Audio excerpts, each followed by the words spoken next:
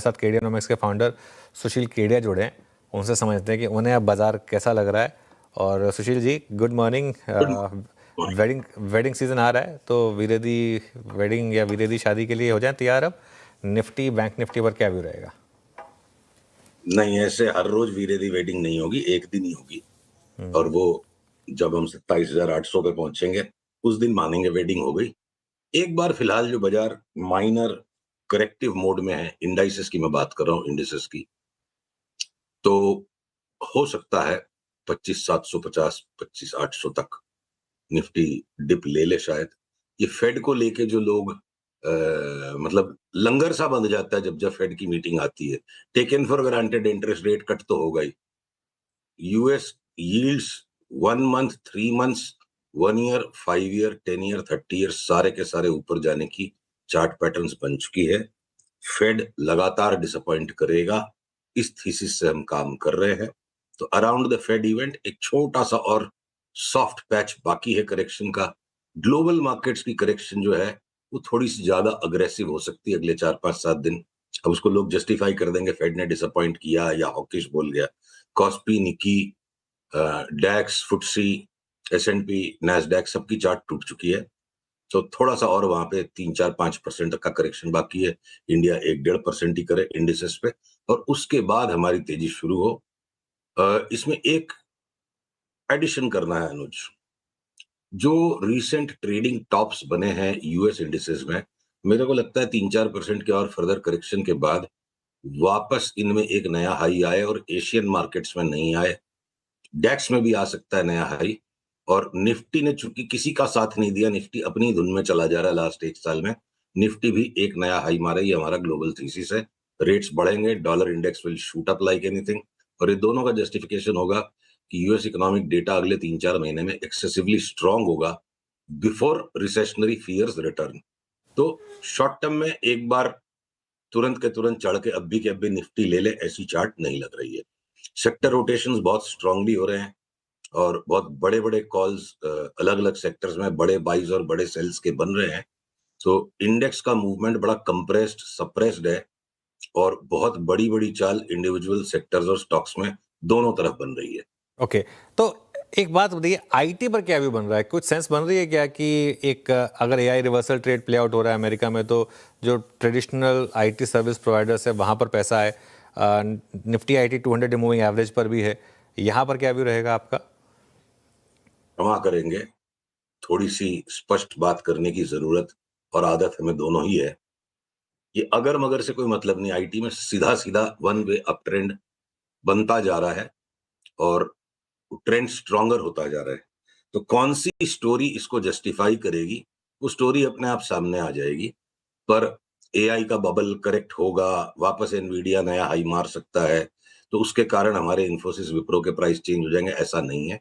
हर एक स्टॉक का अपना अपना डिमांड सप्लाई पैटर्न है, और हम एक तरफा तेजी में है आईटी में। और ज्यादातर होता है चार्ट्स पहले ही 2 महीने 3 महीने पहले से फायर अप हो जाती है। जब ट्रेंड कंफर्मेशन होता है तो इंस्टीट्यूशनल रिसर्च जो है ना, बड़ी सेफ गार्ड होके चलती है। वो ह्यूमन नेचर है। तो institutional research will always lag proprietary research और टेक्निकल रिसर्च। तो अब एक एक करके ब्रोकरेज हाउसेस के वो कंफर्मेटरी कॉल्स आने लग जाएंगे, और कंफर्ट जोन आ जाएगा, वहीं करेक्शन शुरू हो जाएगा। तो हम लोग एक तरफा आईटी की तेजी में है, और एक एक करके ब्रेकआउट्स जुड़ते जा रहे हैं। कलटेक महिंद्रा में बड़ा ब्रेकआउट आ गया, विप्रो में एनी टाइम बड़ा ब्रेकआउट आ जाएगा। हमें साल भर के व्यू में सारे आईटी मेजर्स में ना 50% तक की ऊपर की जगह दिखती है, और छोटे वाले स्टॉक्स में तो 70-80% की जगह है। चलिए सुशील जी, एक बहुत समय हो गया कोई रॉकेट कॉल नहीं हुई, कोई एक बढ़िया सा स्टॉक जो आपका इस समय का टॉप फेवरेट स्टॉक है, ऐसा कुछ स्टॉक हो जाए। बाजार जैसे रॉकेट बनाएगा तब होगा। मेरा फेवरेट कोई नहीं है। मेरा फेवरेट है रिवॉर्ड रिस्क हाई होना चाहिए, हाई प्रोबेबिलिटी पैटर्न होना चाहिए, एंट्री एग्जिट बिल्कुल डेफिनेशन का मामला होना चाहिए। तो अभी हमने 20 मिनट पहले अपने क्लाइंट्स को रैलीज पे एक अलर्ट दिया है कि रैलीज में ब्रेकआउट आ गया, और यहाँ से स्टॉक डबल हो सकता है कुछ महीनों में। एक एक करके फर्टिलाइजर के स्टॉक्स चल रहे हैं। अनुज, एक बहुत इंपॉर्टेंट चीज को डिस्कस करना जरूरी है। मेटल के स्टॉक्स में जो लास्ट 1-1.5 महीने से वार्निंग देते जा रहे हैं कि बहुत बड़ा करेक्शन बनेगा, 10% तो वो घट गए। और अब कल परसों 2 दिन में सबकी सबकी सपोर्ट लाइन्स भी बुरी तरह से टूट गई है। एक टेम्पररी रिबाउंड 10% घट चुके हैं, तो 2-3% का रिबाउंड कभी भी स्टॉप लॉस कटवाने के लिए आ सकता है। पर जिंदल स्टील एंड पावर, ये JSW steel, even JSW energy को भी आप स्टील में मत गिनो, जिंदल के नाम ले रहा हूं तो साथ में, तो 50-50% घट जाए ऐसी चार्ट इनकी हो रखी है।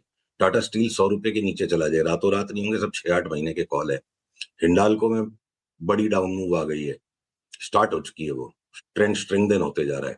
तो सीमेंट में अगर अब करेक्शन 25% का हो गया, 20% का हो गया, 25 बढ़ेंगे।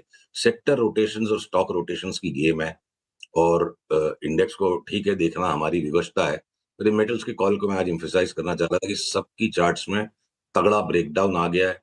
अब क्या होगा, चाइना डंपिंग करेगा, ये करेगा, वो स्टोरी बाद में आएगी।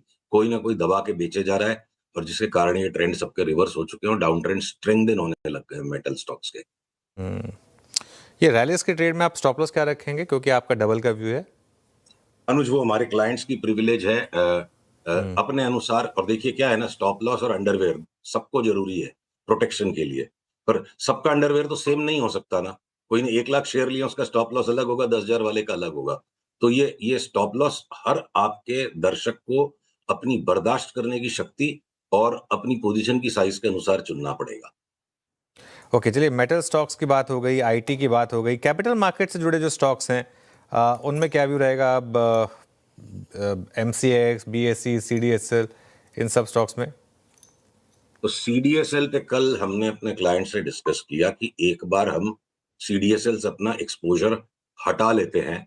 पैटर्न उस तरह का वर्कआउट नहीं हुआ है जिस तरह की उसमें चाल और लचक आनी चाहिए थी।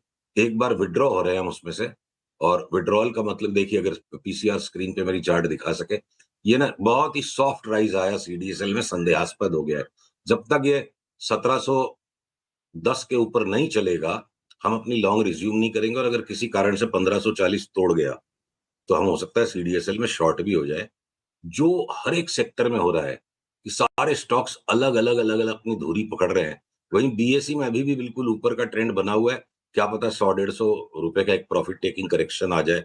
एमसीएक्स की चार्ट पे रिवॉर्ड रिस्क रेशियो अब 1:1 का हो गया है, दोनों साइड का जुआ हो गया है। इसलिए हमने कल अपने क्लाइंट से कहा कि एमसीएक्स से आप अपना एक्सपोजर हटा लो, वो कल की कल गिर जाएगा, ऐसा नहीं है।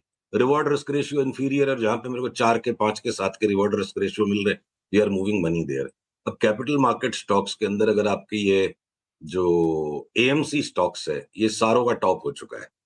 तो ये मैटर ऑफ टाइम है कि कैसे बाजार की ग्रेविटी के अनुसार वो नीचे का मुंह पकड़ते हैं कि नहीं। ब्रोकरेज स्टॉक्स भी बहुत इंडिविजुअली चल रहे हैं। आईआईएफएल ने डबल टॉप बना दिया, 20% घट जाएगा, और 20% घटने के बाद फिर वापस 70-80% बढ़ जाएगा। 5 पैसा भी चला नहीं है, वो पीछे से और ज्यादा चलेगा। एंजल ब्रोकिंग ने प्रीमेच्योर ब्रेकआउट कर दिया, क्या पता यहाँ से एक बड़ा पुशबैक दे दे। तो सारे स्टॉक्स अब वो थीम के बेसिस पर जो बाजार में आसान पैसा था 2022 में, 23 में, कुछ हद तक 24 में, अब 25 के अंदर में बहुत पसीना बहाना पड़ेगा, बहुत मेहनत करनी पड़ेगी। इंडिविजुअल स्टॉक्स अपनी अपनी चाल चल रहे हैं। ओके, बिल्कुल, इंडिविजुअल स्टॉक अपने में चल रहे हैं। अच्छा, एक फार्मा पर क्या व्यू रहेगा? फार्मा में कोई इंटरेस्टिंग स्टॉक जो आपकी लिस्ट में हो? लॉरस लैब और बायोकॉन हमने अपने क्लाइंट्स को कुछ दिनों पहले, 3-4 दिन पहले शॉर्ट कराया है, और उसी की जगह पे अब हम जाइडस में हो सकता है कि एक बड़ा बाई कॉल आ जाए।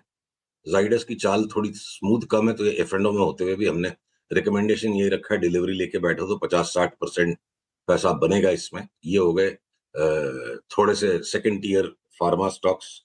और ये जो ग्लेनमार्क और इस तरह के स्टॉक्स के अंदर हमने चार्ट्स बड़ी ही डेंजरस सी हो रखी है, वहां हम कोई एडवेंचर नहीं करेंगे, साइड रहेंगे, दोनों साइड की चाल हो रखी है। और सन फार्मा और डॉक्टर रेड्डीज में अभी भी थोड़ी थोड़ी सी नीचे की जगह है निफ्टी को, ये थोड़ा सा अंडर परफॉर्म करेंगे अगले महीना। ओके, अच्छा, ये जो न्यू एज स्टॉक्स हैं, इटर्नल जैसे स्टॉक्स, स्विगी जैसे स्टॉक्स, यहाँ पर क्या व्यू बन रहा है? कोई चेंज नहीं है व्यू में। जिस दिन ये ऑल टाइम लो पे मिलेंगे दोबारा, चाहे 4 महीने लगे, चाहे 6 महीने लगे, उसके बाद ही हम इनमें कभी बाई इंस्पेक्ट करेंगे। स्विगी का वो डिस्ट्रीब्यूशन गेम हुआ ही नहीं है, वो अनटच्ड रह गया स्टॉक। उसको छोड़ के बाकी जितने भी न्यू है, जैसे पॉलिसी बाजार है, पेटीएम है, नाइका है, इटर्नल में 25-30% करेक्शन पकड़ो, हम इसको ऑल टाइम लो तक की तो जरूरत नहीं करेंगे, सोचने की उतनी जगह नहीं है चार्ट में। पर ये नाइका, पेटीएम मतलब डिलीवरी, ये इस तरह के स्टॉक्स जब तक न्यू लो आ जाएंगे तब तक हम टाइम टू टाइम बीच बीच में कोई रैली आएगी तो ठीक है, शॉर्ट का टेक प्रॉफिट करेंगे। पर ये क्लियर कट एक पॉकेट है जहां शॉर्ट कर करके अपने ओवरऑल एक्सपोजर को या तो आप हेज कर रहे हो या आप डाउनसाइड बीटा को भी कैप्चर करो। क्लियर है चार्ट्स बिल्कुल। ऑल राइट, चलिए सुशील जी, बहुत बहुत शुक्रिया आज हमारे साथ जुड़ने के लिए, मज़ा आया आपसे बात करके। तो ये आपके लिए कुछ टॉप आइडियाज़ सुशील केडिया की तरफ से।